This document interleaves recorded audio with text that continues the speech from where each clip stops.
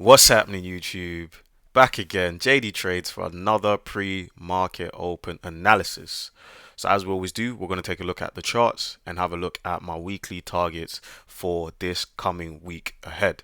So before we start, let's take a look at some of the high impact news. Monday, we do have a holiday for Japan. We've got GDP for China. Fed Powell is speaking on Monday as well. Tuesday, we got core retail sales for the dollar and retail sales month for month for the dollar. In India, it's Moharram holiday. I have no idea what that is, but of course, to my Indians out there, enjoy that day. We've got CPI data for both the pound and the euro, closely followed by crude oil inventories for the dollar. Thursday, we got average earnings index for the pound, deposit facility rate, ECB interest rate decision. Okay, for the euro, initial jobless claims for the dollar, Philadelphia Fed manufacturing for the dollar, and the ECB press conference coming after those dollar releases. Friday, we do have a pound heavy day with core retail sales and retail sales year on year and month on month data to come out for the pound. So looking at this just from face value, it looks like we've got quite a jam-packed week ahead in terms of high impact news. So there seems to be a good week to trade pretty much for most of the week. Even Friday, we do have a lot of data coming out for the pound, but it definitely looks like Tuesday to Thursday is going to be the best days to trade for this particular week. Okay, so let's take a look at the dollar first things first. Okay, so because it is a weekly time frame, it is a new week, sorry, we're going to have a look at the weekly picture. So for the weekly picture, in terms of the price action that we've been getting, okay, we've anticipated the dollar actually gaining strength and taking out these highs, and that's just not been the case. Okay, that's just not happened, guys, and it is what it is, and it's completely fine for the market to do the opposite of what you're expecting it to do sometimes. Okay, now at the moment we do have this weekly lit block here. Okay, off of the weekly time frame, you can see that we have played out of it prior on the 8th of April. Now we do have liquidity resting beneath the weekly low of 3rd of June and the weekly low of 8th of April. So I want to see these lows get taken. Now this may potentially be something that happens early doors, with the core retail sales and the retail sales data coming out. Maybe even Chair Powell is going to speak and push prices lower for the dollar before we potentially see some sort of bullish intent for the dollar coming later on this week. Okay, so we'll kind of have to see how the dollar wants to react out of the initial jobless claims and the manufacturing index data that's going to come out later that week. Okay, so judging off of that data, we can see if this week we may get a pullback up higher after taking out the liquidity resting at the lows. Okay, that's what I'm sort of anticipating. Now, if we turn our attentions over to the daily time frame, okay, we do have a pretty nice area where we can anticipate some shorts from when price gets to that area. Okay, so those are the two areas that I'm going to keep close attentions to. Okay, all right, let's take a look at the pound. Okay, so for my GU traders, GU has been absolutely phenomenal recently in terms of the strength, the pure strength to the upside is pushing, whooshing and pushing over and over, and that's perfectly fine. Okay, now what has GU done? We've taken out some very key highs on the weekly, so those liquidity have been now taken. Now of course we have worked into this weekly lit block here, but it doesn't look like price may hold. If we are going to get a pullback, we are in and around 50% of this candle, so I'm going to expect to see, or would like to see, shall I say, GBP USD potentially pull back. Okay, now working off of this new Fibonacci, okay, we do have this daily area here as a potential area to look for some longs when price gives us a pullback, or if price gives us a pullback. If this area doesn't hold, we can tend to look at the 71 to 80, sorry, the 71 to 78% retracement I've got marked out here. Okay, that would be the next area I'd look for the accumulation to go long for this pair. Okay, now in terms of GBP USD and what it's been doing, from a weekly, from a monthly perspective, the monthly with the price action that we're getting, it looks very likely to take out this monthly wick. Okay, and the high of that price is 1.31424. Okay, so the pound is looking very, very strong and the dollar is looking very, very weak. at least for the short term. Okay, so let's see how this is going to progress for most of the week. But it seems like it's going to be a week where we're not going to get anything major. We can do, for the euro pairs. Okay, so for euro pairs, it's a very good week to trade. For the pound. For the pound as well, yeah, we do have CPI data coming out for the pound, so that can definitely move price a lot. So at the time being, or for the time being, this week is not dollar focused. To be completely honest with you guys, it looks like the euro and the pound will be fighting for strength for this week. Okay. Next up is Euro USD. So for EU, if we take a look at that weekly picture, okay, we do have weekly targets with this immediate high. We've got this high here on 4th of March. We've also got some more highs here, 8th of Jan. And then we can also see the high of 25th of December 2023.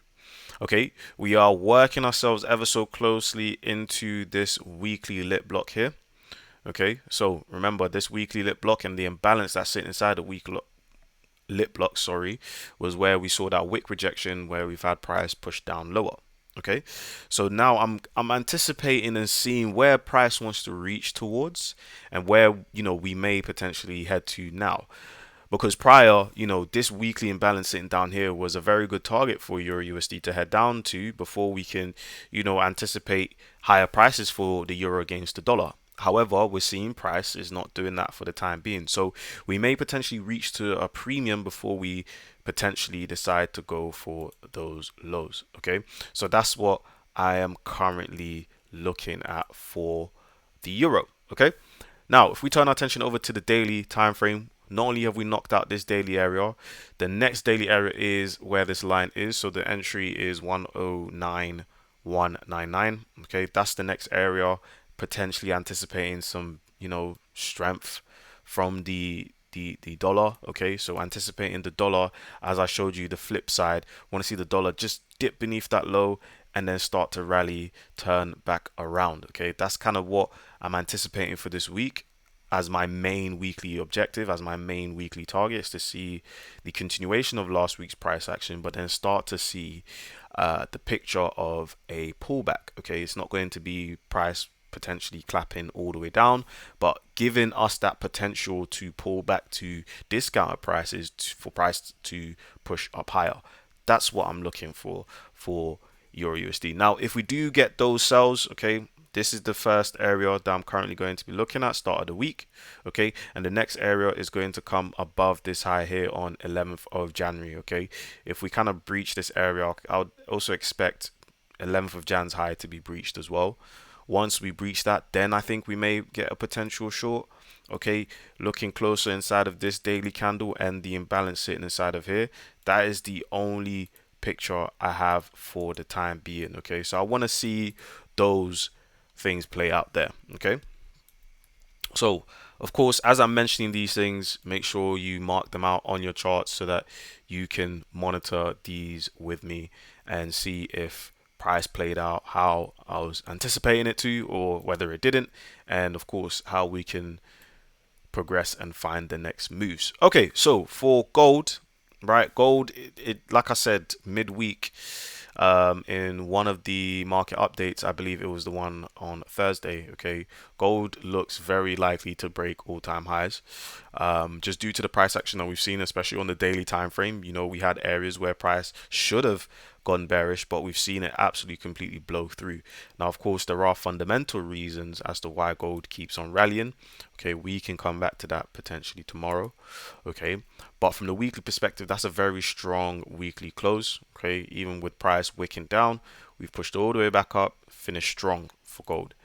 Similar picture for gold. I do want to see gold continue to push and rally. I reckon gold may give us a bit more of a pullback than most of the majors in terms of this 8-hour area. I'd like to see us pull back down and look for some longs.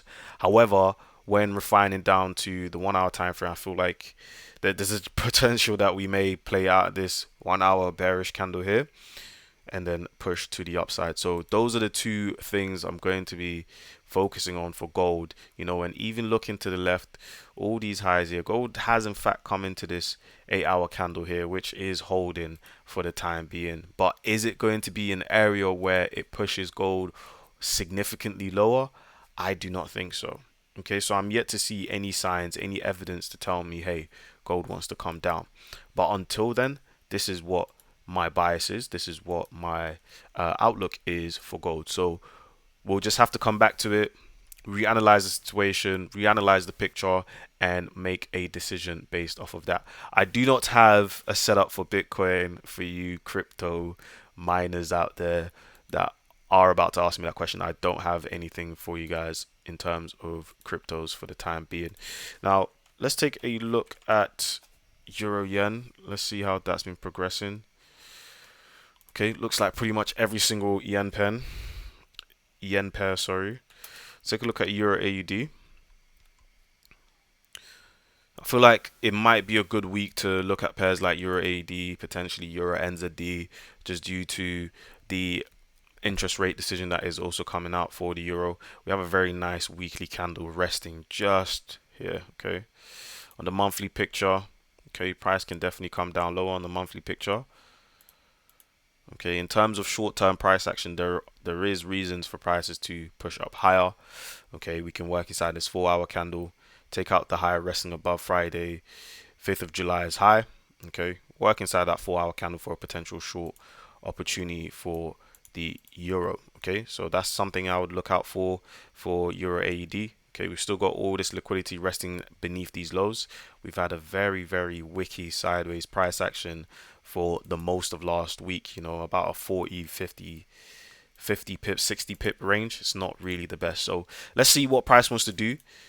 The targets for that would be Friday, 5th of July's high.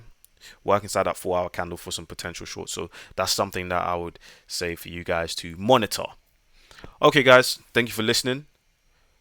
As always, don't forget to leave a like, comment, and subscribe. Turn on that post notification to get notified whenever I post a new video. Of course, guys, feel free to join my Telegram. The link to my Telegram is in the description box down below this video. It's completely free. I post a lot of chart analysis. I post a lot of other content and also have conversations with you guys. If you are someone that is looking for trades, I know you guys are all fiends for trades. I do also occasionally call out some trades inside of my Telegram. You also get links to content before it's posted anywhere else. So it's a no-brainer if you ask me. Link is in the description box down below. Just click it, join, and that's what you got to do. And also like and subscribe. I know that I said that's all you guys got to do, but I lied. What do you want me to do? Anyways, that's enough of that. Thank you guys, and I will see you guys tomorrow. And of course, wish you the best of luck trading this week. Peace. Always remember the theory behind the practice.